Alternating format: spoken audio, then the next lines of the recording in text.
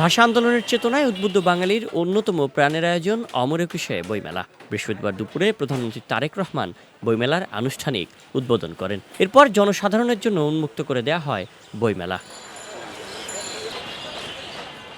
উদ্বোধনের পরেই বইমেলায় আসতে শুরু করেন বইপ্রেমীরা। বেলা বাড়ার সঙ্গে সঙ্গে বাড়তে থাকে মানুষের ভিড়।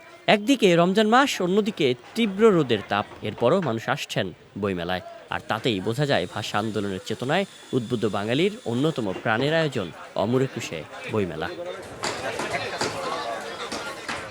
বইমেলার প্রথম দিনে আসতে পেরে উচ্ছ্বসিত সাধারণ মানুষ। পাশাপাশি দীর্ঘদিন পর বইমেলা অনুষ্ঠিত হওয়ায় খুশি স্টল মালিক ও লেখকরা।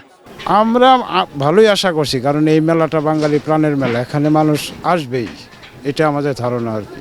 না, আমার কাছে এখন পর্যন্ত দেখে যা মনে হচ্ছে কম হবে, কারণ প্রথম নম্বর কথা রোজা, তারপরে হচ্ছে কম হচ্ছে বইমেলার সময়টা একেবারে কম। আবার ঈদের আগে মানুষ গ্রামে চলে যাবে, একটা ঈদের কেনাকাটার পোশাক কেনাকাটার একটা ব্যস্ততা থাকবে, বই কেনার বাজেটটা তুলনামূলক কম থাকবে। তো সব কিছু মেলাই ঝেলাই মনে হয় অন্যান্য বার চেয়ে কম হবে, তারপরেও বাকিটা আল্লাহ ভরসা ভালো হবে। এই 18 দিন সুন্দরভাবে মেলাটা হবে। আমরা ইতিবাচক দিকেই চিন্তা করব, নেতিবাচকটা না হয় আমরা নাই বললাম।